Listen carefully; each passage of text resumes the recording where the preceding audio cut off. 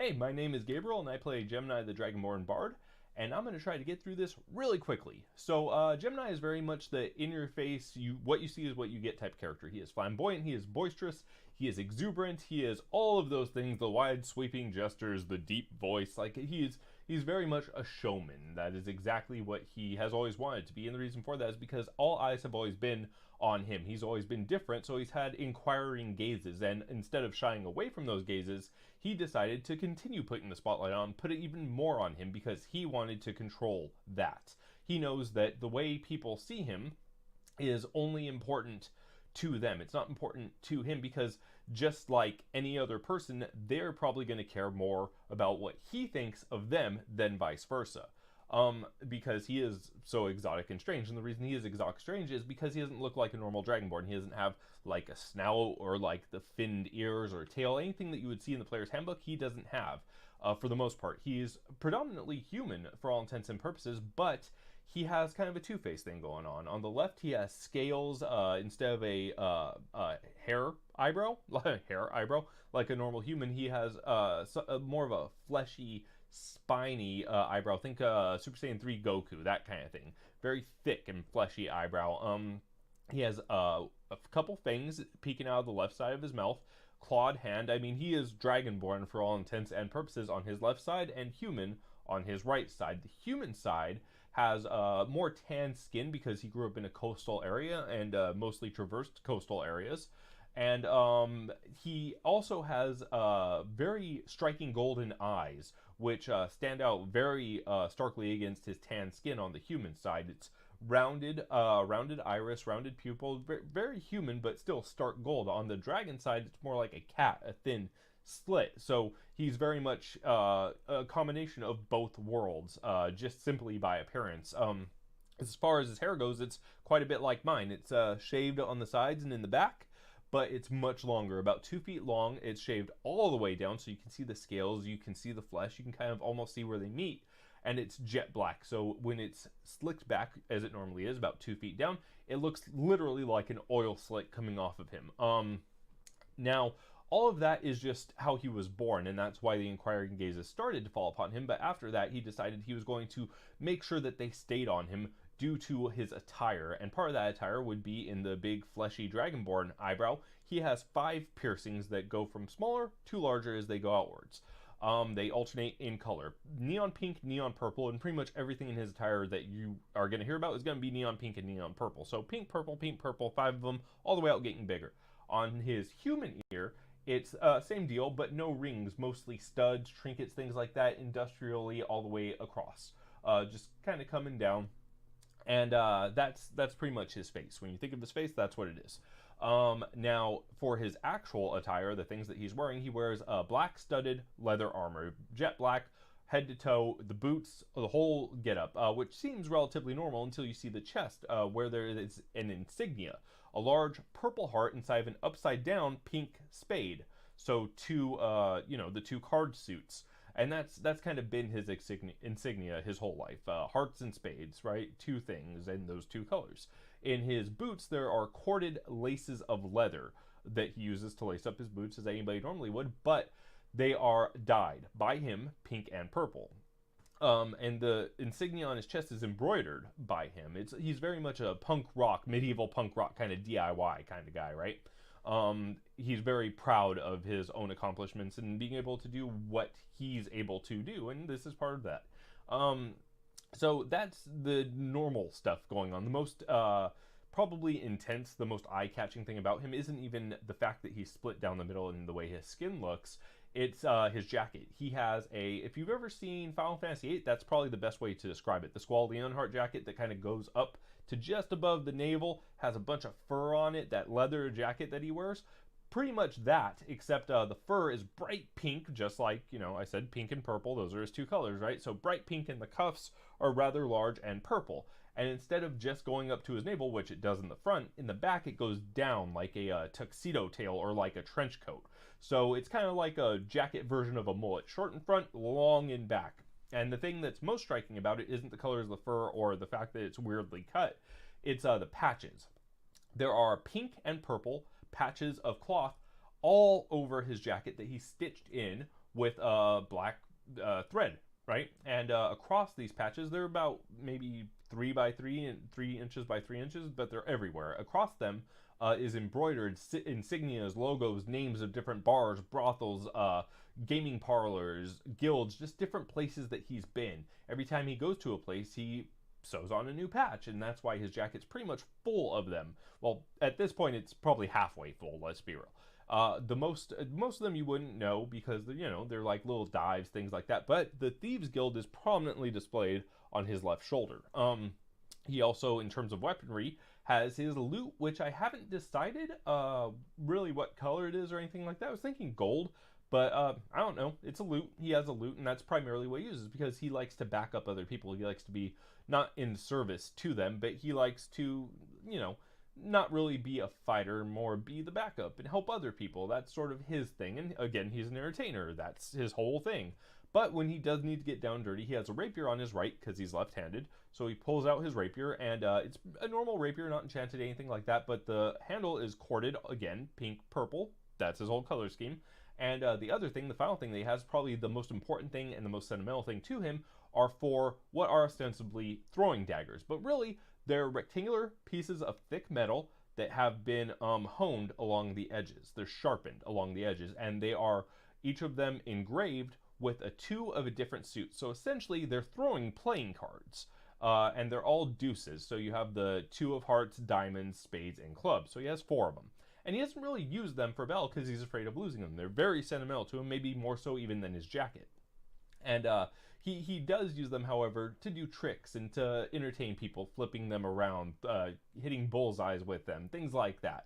It's more showmanship is the reason he would use them. But he might use them in combat if it comes to that. That having been said, he pretty much tries not to. Now, as far as why he's adventuring, there's a lot of spoiler territory that I'm really trying not to get into, but he started adventuring because he was searching for somebody, and over time he decided finding that person wasn't all that important because that person who he is looking for will find him when they're ready, and he realized that over time. So instead of looking for somebody, in particular, he decided that he wanted to see the world and be a part of the world because it's so beautiful and majestic, and there's so much of it that he hasn't seen, and everything's a new experience, and he loves experiences, and that's why he sews on those patches. He wears his memories like his heart on his sleeve. Um, so his whole thing with joining this group is he found a group of people who he saw as outcasts like himself, and he wanted to explore and adventure with them. And there's more to it. There's obviously going to be a lot more down the line in the campaign, but for now, he's just content with where he is, and he's content with who he is, and he's content with the people that he's around. So yeah, that's pretty much Gemini. I think I pretty much covered everything that I could, and I also just said pretty much twice in a row. Not proud of that. But yeah, hope you like him, and I hope you like where he goes in the campaign. I hope I like where he goes in the campaign. And yeah, I don't know. If you have any questions or anything, I guess, leave a comment. I don't know if this is even going to be on YouTube. But anyways, thanks for listening, and sorry if that went a little long. Peace. Hey, my name is Nim, and I play a gnome sorcerer called Ellie. Well, Ellie for short, and her full name is quite long since she's a gnome, so she has many names. But if people ask her to present herself, she will tell you that her name is Elihana, Elili, Elisterer, Sparkfinger, Boomspark, Bookie, Meowser, among other names. Um, and as with any gnomes, most of these names have a history, which I actually won't reveal right now. Anyway, um, Ellie is like normal height for a gnome. She has bright green eyes, a reddish brown hair color, and her hair varies from medium short to medium long and is quite layered as it has either been cut off, got caught in some of her tinkering, or even accidentally burnt off. So some of the ends of her hair might seem slightly singed or burnt. Um, she wears trousers and a shirt and a coat, which aren't really that special. They're like a normal brown, doesn't really stick out much. kind of made for traveling. They have a lot of pockets, and the coat has a hoodie of sorts, where she can actually let her cat sit. She's accompanied by a cat called Fluffles. That's white, speckled, kinda grayish, uh, with like white ear tips and a white tail and white paws and a little bit of white on his eyebrows part, so to speak. And Fluffles is a really friendly cat that she's had for years that just loves to ride along because he usually sits like in her hood and like either slightly over her shoulder or sometimes even up on her head, like peeking over, if he doesn't walk next to her. She tries her best to keep him out of danger, but sometimes she might not be that successful. Um, Ellie is quite a happy character. She's really excited to see the world, to travel, and find out some answers to some of her questions.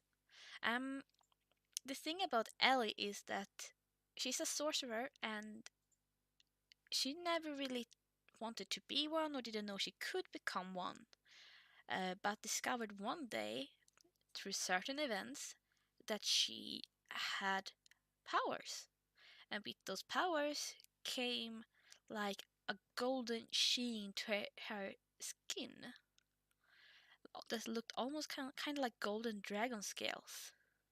And ever since you use her first power for the first time, that sheen won't go away, but stays. And normally you can't see it, but it's like all over her back and down her arms and on her elbows and on her legs, and it's kind of crawling up at the back of her neck,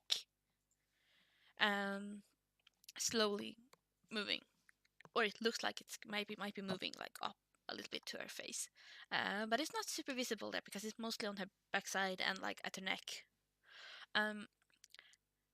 But after conferring with her great aunt, she decided to travel the world to find out more about her powers and where they come from and a little bit of the history of the place and how come that she, after all this time, suddenly found herself with draconic powers.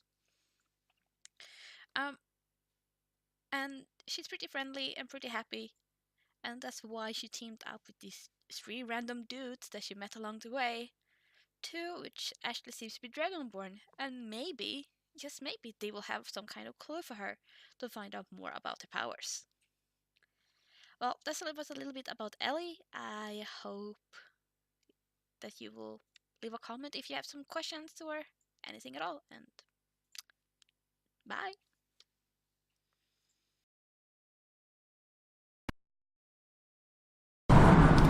Hello, my name's Brains, and the character that I'm playing is called Vince. And Vince is a human wizard, and he's about 6 foot tall, give or take. He's built more like a warrior or a barbarian than a wizard, really. He has sort of grey black hair, sort of long, not quite shoulder length, but long enough that it can be sort of blasted back, and it's quite windswept. He normally has that hidden anyway underneath a wide-brimmed, pointed wizard's hat. And it's just sort of dark grey in colour, but underneath the brim on the inside of it, it's like a dark, deep purple. His wizard's robes are made out of cloth, they're the same dark purple, but they're embellished with silver and gold trim. The other thing about the robes, though, is that while wizard robes are usually renowned for nice big long sweeping sleeves, these ones have been cut off quite crudely at the shoulders on each side, exposing sort of muscly arms. And he has a tattoo on his left shoulder that is a 7 stars encircling a red mist with some text around it as well, and it's just in a strange language. His wizard sleeves that have been cut off aren't gone, however he kept them, and he's roughly sewn them onto the sides of the robe as like makeshift pockets, and he's tied the bottom of them so stuff doesn't fall out, just to make big deep pockets. Now he studied his magic at the slightly hidden school for magic users. He got there on a sporting scholarship, which a lot of people thought was a bad idea, but Vince thought, nah, he could give it a go. And from the get-go, he was not great at magic. He could hardly do even the most basic of spells, and it got him a lot of grief in the school. A lot of the students teased him about it, and he just never really fitted in there. And even though he's quite big and muscly and could handle himself in a fight, a physical fight that is, the students there just had such a more advanced knowledge of magic, they could just knock him down from halfway across the room, so he felt really left out and wasn't really enjoying his time.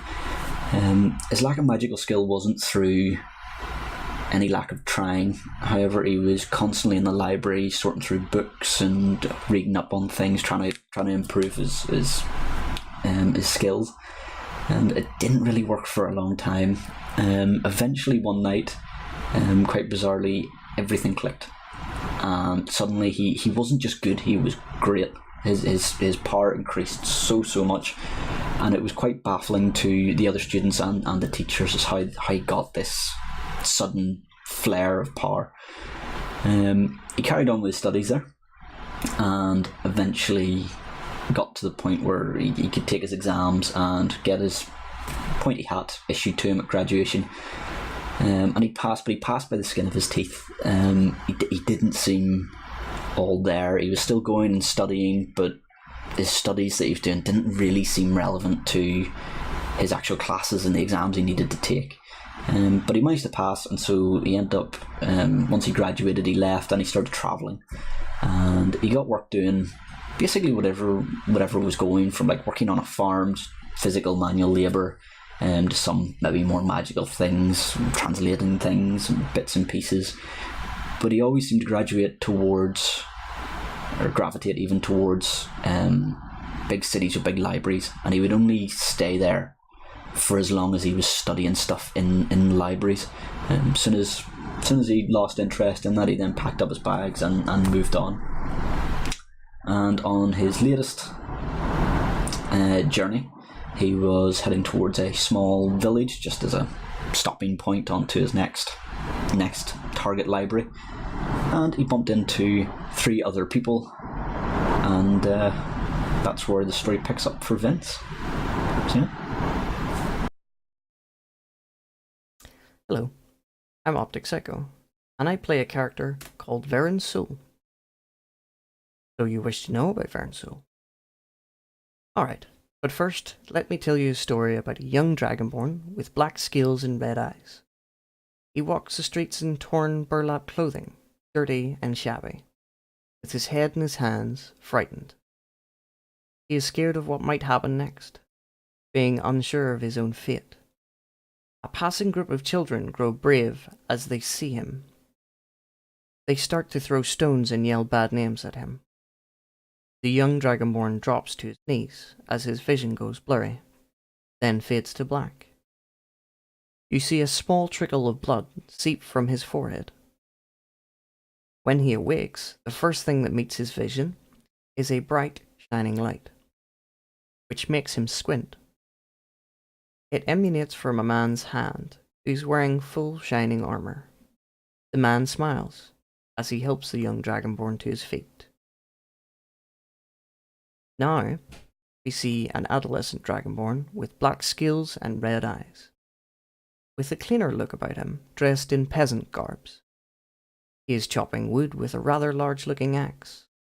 A man stands over him with soft facial features, brown medium hair, and bright blue eyes. He seems to be wearing a smile as he dictates his first few lessons. First, accept Kalimvor's light. You must learn the warm, embracing feeling of fire. With time and dedication, it will light your way to Kalimvor's way of life. He chuckles to himself, then gestures to a rather large pile of wood. This man is Corvus, his saviour and teacher for the Church of Kalimvor, who accepted him into their fold.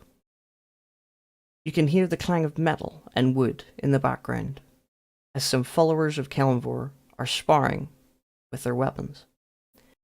Two men at the back get in an overly heated argument about which of their techniques is better, taking turns striking the dummy to prove their point. This angers the Dragonborn, so with one swift leap, he brings the heavy axe down on the dummy and splits it in two. There is a deafening silence as the two men stand there astonished, with nothing to say. Corvus bursts out into laughter, slapping his knee. Well, you showed them the proper technique. Years have passed since this moment, as the Dragonborn learned to control and redirect his anger into a weapon for good.